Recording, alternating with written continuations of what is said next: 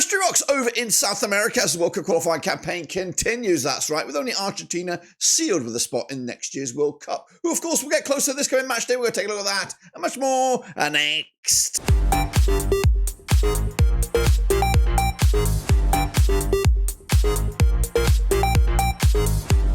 That's right, folks, back once again with another video. Today we're taking a look at match day number 16. That's right, over in the CONMEBOL. That's South America to you and me. That's right. We'll get into that, of course, and more in a second. If you know where you've been, smash your subscribe. You want to watch your football, Blackburn Rovers, World Football, South America football. We're going to all here under one rooski. That's right. Match day just gone, of course. The debutant of Carlo Ancelotti in the dugout, but of course still a lot of question marks need to be asked by the Brazilian setup right here, right now, as they still have yet to secure the spot in the 2026 World Cup. Can they get closer this time around? We'll take a look at that, of course, and more in a second. Big shout out to the members and the patrons. You know who you are. But right here, right now, we're going to revisit the last round of games, which was just the other day, and then look forward to the next game, which is just around the corner. So these are those, that's right, and on the screen right about now. As you see, Ecuador did pull off a cheeky 0-0 draw against Brazil. I did go with a 2-1 win. I was wrong. Meanwhile, Paraguay did beat Uruguay. 1-0 was my prediction. 2-0 win. It was the final score. So my prediction on the left-hand side. The real prediction, or the real score is on the right. Chile, I went with a cheeky win there. Thought they might get over the line. But, of course, 1-0 win for Argentina. And it does look like it's not officially over for Chile, but it is. I've been saying this for ages now. It does look like a mountain to climb. Colombia with a 0-0 draw against Peru. Again, they've kind of fallen off the pace big time. I went with a 2-0 win. And Venezuela, though, getting themselves in contention to maybe even break into the top 5 with a 2-0 win over Bolivia. I went with a draw. That's right. So this is the table. As you, if you can see, it's a bit tight down there. But Argentina are there. I think I've got a little check mark. There it is. They're the only ones there right now, and they're by a distance.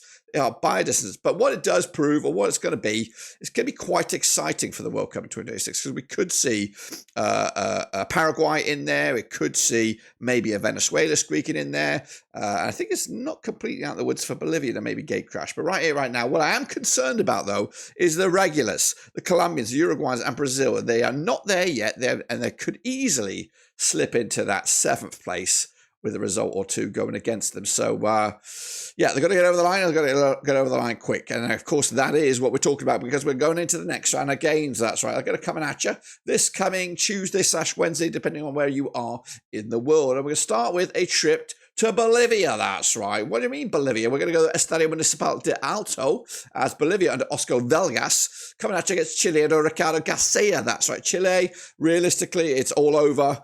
If they win here, though, they might be able to spark a little glimmer, a spark of life into their World Cup campaign. Otherwise, they're not even going to be, they haven't been in it. It's a bit of a doom and gloom campaign for Chile, and I just don't know when it's going to end. But it could get back on the juicy stuff of Bolivia.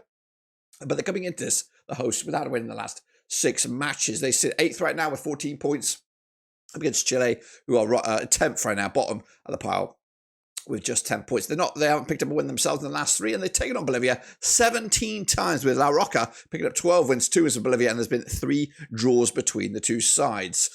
Chile have a 2-1 win on the record. They've got 12 goals scored against Chile, 0.71 goals again on average. Meanwhile, the visitors do have a 5-0 win on the record. They got 36 goals scored in those 17 matches, picking up a 2.12 on average. So you would say from that Chile should be favoured. Coming into this, though, the last time that these two sides played, it was at Chile, and Bolivia picked up the cheeky win. Goodness gracious me. And the last time they played in Bolivia, it was a friendly. It was a 0-0 draw way back in June 2023. That's right. Bolivia on the back of that 2-0 loss to Venezuela. Bolivia on the back of that 2-0 loss to Venezuela, and they haven't scored a goal in the last 2. Chile on the back of that 1-0 loss to Argentina. They haven't scored in the last 3. Goodness gracious me. The bookies for this, 5-4 on is your Bolivia, 5-2 is the draw, 7-2 is your away win. I've lost hope, given up all hope right now for Chile. Going with a 2-0 win, Bolivia, taking it to the house. Into Wednesday, the 11th of June, is Uruguay against Venezuela at the Estadio Centenario. Uruguay under Marco Bielsa, winless in the last 4, just 1 win in the last 6. They do sit 5th with 21 points, up against Venezuela under Fernando Baistilla. They sit 7th right now, 18 points on the board for them, and they're coming into this on back-to-back wins. And if they do win, they could actually leapfrog Uruguay in the process here. They played 16 times since 2004, 5 wins for Uruguay, 3 wins for Venezuela. There's been 8 draws. Now, Uruguay have a 4-0 win on the record against Venezuela, so they got 21 goals scored as well, picking up a 1.31 goals on average against their opposition. Meanwhile, Venezuela have a 3-0 win on the record. They got 12 goals scored in those 16 matches, up with 7-5 goals a game. Venezuela, last time around these two sides played in Venezuela was a 0-0 draw, but the last time they played in Uruguay was a 4-1 win. In fact, Uruguay are unbeaten against Venezuela over the last 5. In fact, Venezuela only scored 1 goal against them in that last 5. So despite Venezuela's upturn in form, which is, of course, back-to-back wins, back-to-back clean sheets, both of those games were at home. Their last away match was a defeat to Ecuador. Uruguay, also on the back of back-to-back away matches.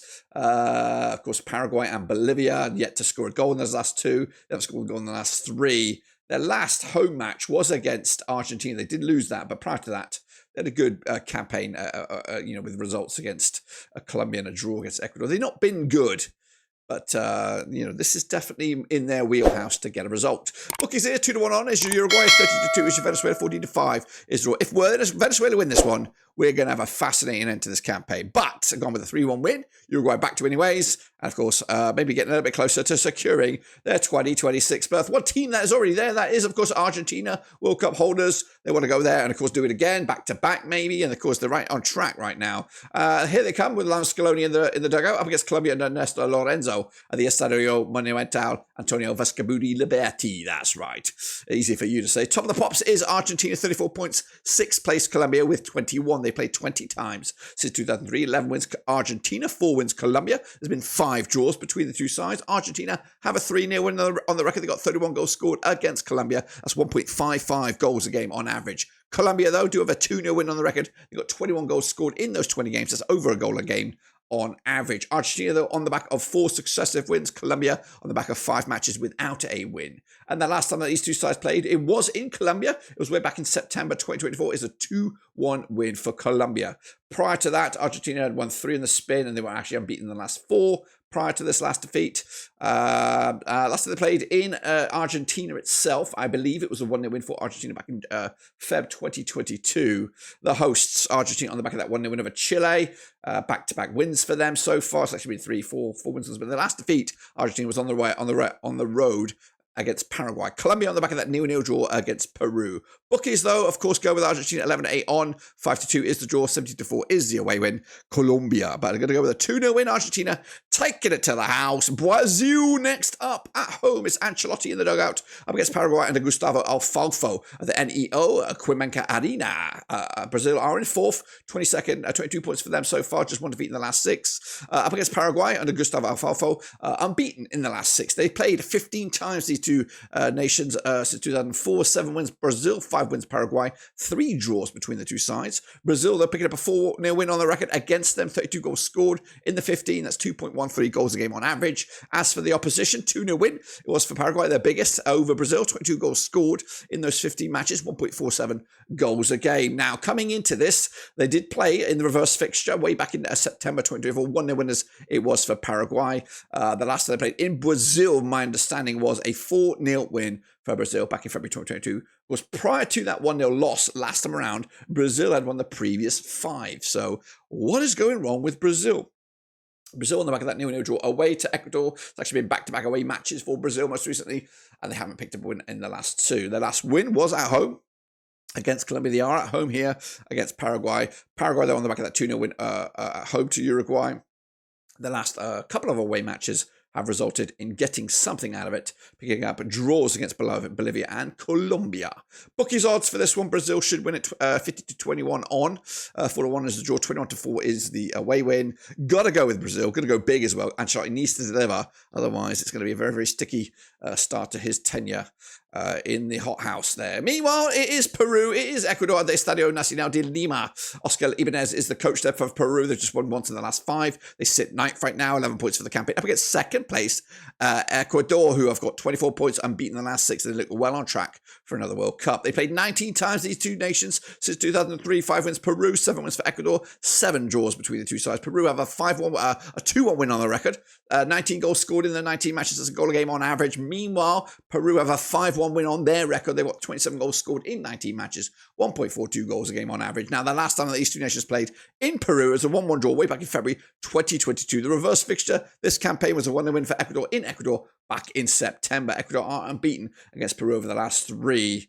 In fact, they've only lost once against them in the last 6, so they're pretty good against them. Peru, though, on the back of that 0-0 draw away to Colombia, but they haven't scored in the last 2. Ecuador on the back-to-back 0-0s, so back-to-back clean sheets, but back-to-back games without scoring a goal. The bookies for this one is tight. 50-8 is your Peru, 29-20 is your Colombia, is your Ecuador, and 11-5 is the draw here. I'm going with a 1-1 here, point apiece. Continues Ecuador's fantastic run. Gives Peru a point in the back, but really doesn't really do much for them in the hope to qualify for the World Cup in 2026. But that is what I've got for you here in the match days coming at you right around here on the 10th and the 11th of June. So make sure you subscribe, make sure you smash the likes, make sure you hit the bell, and of course we'll see you soon when we return. But until then, we're done.